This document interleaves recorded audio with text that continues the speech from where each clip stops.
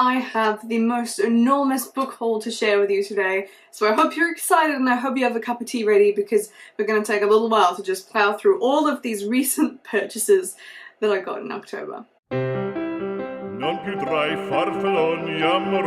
guys, my name is Kirsty and welcome to Upside Down Books. As I said, today is going to be my October book haul and I'm really excited to share it with you today. I feel like this whole year I've been doing really well for book buying. It's like I've been on a diet and then suddenly someone presented me with a creme brulee and I cracked and I just ate 6 of them. I think I have undone all of my work for the entire year of getting my TBR number down in just a single month, which is slightly depressing, but at the same time I'm so excited about these books and it's exciting that I got my TBR down low enough that I could buy this number of books. But yeah, that's just excuses. The bottom line is I bought a lot of books and I can't wait to share them with you. I think I have about 16 books to haul, so it's not the most out of control book haul. So you know, it could be worse, but it's already bad enough.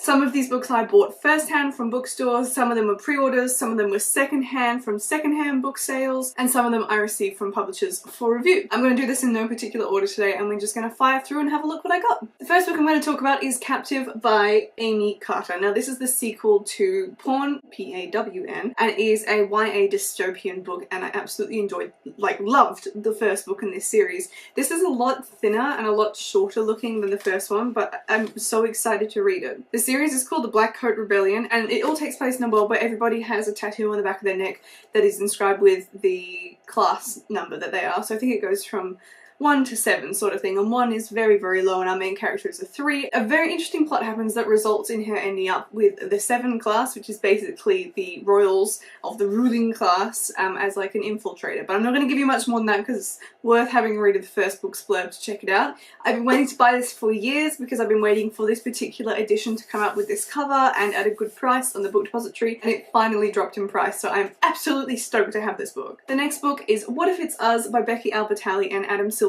which is obviously a pre-order. This one came out in October and I cannot wait to dive into it. I just finished reading Becky Albertalli's latest book, Leah on the Offbeat, and earlier this year I read my first ever Adam Silvera book, which was They Both Die at the End, so I'm so excited to see these two writing styles combined. I think it'll be a really amazing book. I'm not digging this cover.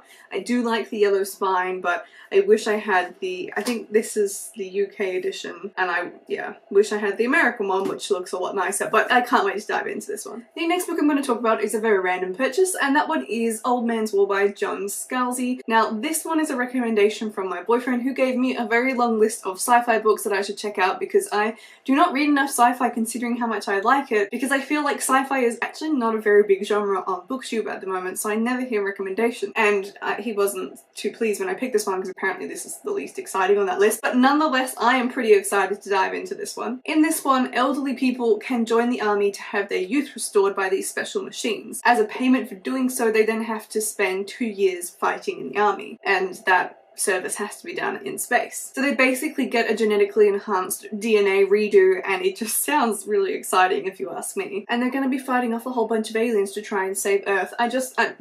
Honestly, this sounds like a good amount of sci-fi fun. I'm not gonna lie, I have high expectations that I'm gonna really enjoy reading this. Oh my gosh, hang on a second. I think the title headings are sideways down the page. Look how cool that is! The chapter heading is down the side. There you go. My opinion just got even better for this book. Also, can we just take a second to appreciate that this is actually a pretty good cover for a sci-fi book?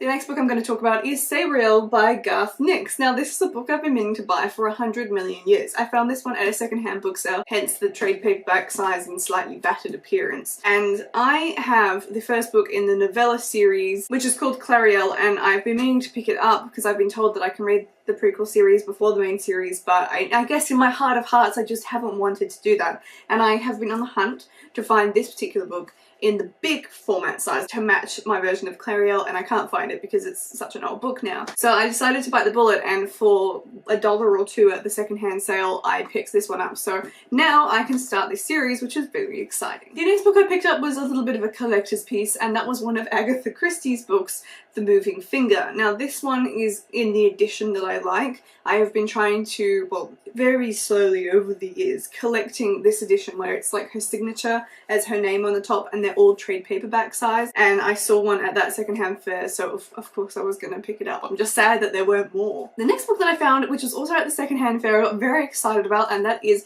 Jump by Sean Williams. Now, the reason I got so excited about this one is because I have the ebook edition of this. I think I downloaded it free many moons ago, and then it got a cover redo, and I noticed that and I thought that was really exciting, and I've just been genuinely meaning to read the ebook for so long, but because it's an ebook, I hardly ever reach for my ebooks, and so I found a physical copy of it for such a bargain price, so I was like, yes, I'm going to take that. I can't wait to read it. This is set in a dystopian world where there is a teleportation system that allows people to transport themselves anywhere they want to around the world, whenever they want. There is then a coded note that comes through and promises that there'll be an improvement to it, and you can also change your body. You can make it stronger, you can make it taller, you can make yourself more handsome, and our main character thinks that it's going to be too good to be true, but her best friend gives it a go. But everything goes wrong, and that's when the plot takes off. I'm down. I'm 100% down. The next book that I bought, I snatched off my book depository wish list, and it's probably my most satisfying buy for this month, and that is Illusions of Fate by Kirsten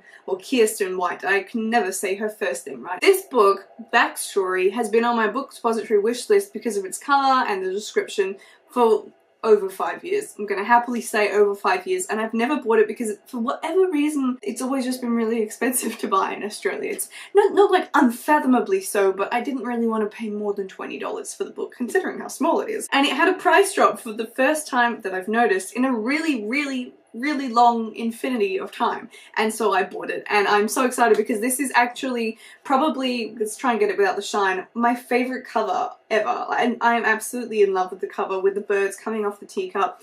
Don't know what it is about this one, but yeah, it's one of my favourite covers, so I'm really stoked to finally own it. It's even got nice graphics on the chapter pages. The next book that I bought was simply because it went down really cheap on my book depository wishlist, and that was Stealing Snow by Danielle Page. I've heard very mixed reviews about this one. Some people love it, some people want to burn it in hell, but I really like the sound of the blurb, and I really like the cover, and I was excited when it was first released. So I decided to ignore all of the bad reviews and grab a copy for myself, and I'm very intrigued to see what I end up thinking of it in the end. This is obviously a retelling of Snow White, where Snow, the character, is locked in a psychiatric hospital. The love of her life disappears overnight, and she follows a mysterious man into a magical frozen world. I'm just like, I just love the sound of that. I can't believe that it's not good, so fingers crossed I end up liking this one. The next book that I found, I was pretty chuffed I found this particular edition of it. I went into a little bookstore in the city and found a nice red-edged version of Spare and Found Parts by Sarah Maria Griffin. Now this one I have had like a loose eye on for a while, since it came out maybe a couple of years ago now, when it had a different cover, and I didn't particularly like the cover. I can't remember what it is, but I think it's like sideways. Wasn't a fan.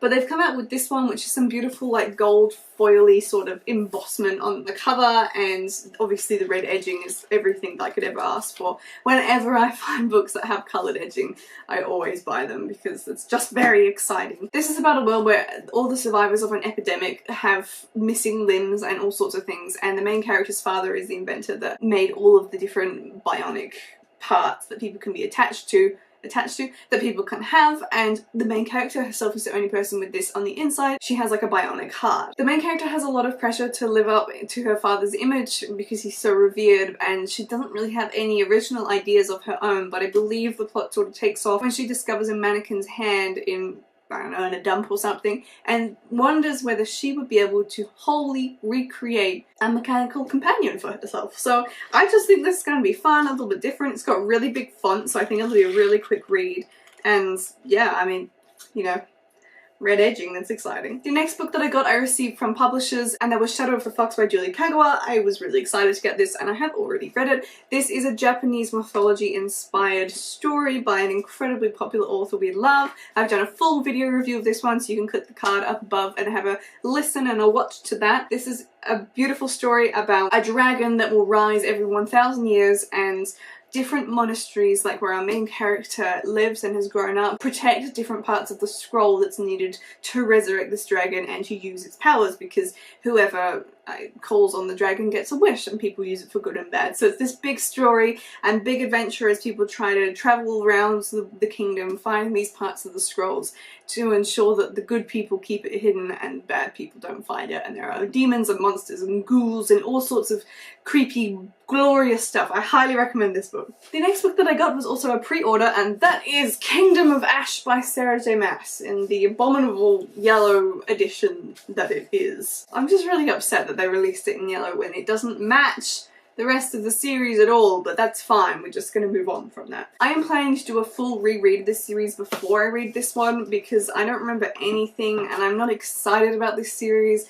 I've sort of lost my faith in Sarah J Maas, so I'm planning on starting again from Assassin's Blade through to Kingdom of Ash with this series, and I also haven't read Tower of Dawn to rekindle my love for it and get excited and hopefully not then have to spend 100 pages trying to remember who everyone is. The next book that I received, also from publishers, was The Christmas Lights by Karen Swan. Now, I've received one of her books before, which is called The Greek Escape, which I haven't read, but my mum did and she loved it, and I've been meaning to pick it up because she goes on about it so much. So it was actually a little bit excessively excited to receive Karen Swan's Christmas book for this year. I haven't read the blurb. It's set this year though, and I assume it'll be some sort of rom-com or whatever, but it's got lovely colour, so maybe around Christmas time when I'm... It's really hard to read Christmas books in Australia because I can't snuggle up by the fire whilst the snow is falling. No, I'll be on the beach like fanning myself furiously and dying in 40-degree heat, but I will try and read this at Christmas time. The next book that I received was The Boneless Mercies by April Genevieve Duchol. I'm actually currently reading this one. I'm very nearly done. I've only got a little bit to go and I'm really enjoying it. It's based on Nordic mythology, but all the words are slightly changed, which is a little bit annoying, but the story itself is quite good. It's about a group of mercies who are hired to do mercy kills. So if someone is too old or really sick, it's basically like legal euthanasia, I guess. And they go around and they give them nice swift deaths, but they are asked by some witches, a particular clan of witches, to kill off a leader of another clan of witches, and there is also a monster in a forest that they are set to kill to try and save a village. So it's kind of all over the place. We get a real mix of characters, but it's really cool with these women who are like real hardcore murderers, but in a good way. I'm not explaining it very well, but this is actually quite the interesting read. The last physical book I have to show you I am very excited about. I saw this in a bookstore and could not walk away from it, and that is a beautiful edition of the 10th anniversary of American Gods by Neil Gaiman. Now, I read this earlier this year in audiobook format and I loved it. I love this story. It doesn't make any sense until you get to the end, so I'm absolutely like thrilled at the prospect of doing a reread in its paperback or hardback form to really get into the story again now that I know where it's heading. This is also an illustrated edition, so I was pretty excited about that, to just have a little extra element to it. Got some really interesting drawings in it, and yeah, I absolutely love this edition. It is so satisfyingly big, and it was 25% off, so that's even better. And yeah, I was just really excited. And for everyone who's interested, it's quite plain without its cover on. It's just got some silver writing. But yes, that was a particularly proud purchase of mine. There are two other books that I need to haul, and one of these is an ebook, and that is The Confectioner's Guild by Claire Luana. I've also read this one already. I was sent this one for review, and it was really fun, fluffy fantasy, a little bit nonsensical, but it's all about a world where people have magic that can be made into food, and this girl can make it into confections. So she's part of the Confectioner's Guild, and she is wrongly accused of a murder when one of her cupcakes poisons the head of her guild. And it's just fun. It's a good little mystery. I highly recommend reading it. I think this is excellent get out of a slump material. The second book that I then got was my Audible book for the month, and that was The Drums of Autumn by Diana Gabaldon, which is the fourth book in the Outlander series. I actually was meant to pick up The Lady's Guide to Petticoats and Piracy this month, but I forgot that I wanted to get that one next, and I got the next Outlander book, but I'm going to read both of them anyway, so that's fine. But I'm really excited about this. I've just finished reading Voyager. I can't wait to continue the story. So that is the enormous haul that I have for you today. I hope you enjoyed all of that. I think I remembered all of my books. I'm really excited to have hauled so many books this month. I think I really needed it. I just needed to buy books. I haven't bought enough this year. But let me know down in the comments below if you've read any of these, if you're planning on reading any of these. I'd love to hear your thoughts. But other than that, I'll see you in my next video. Goodbye.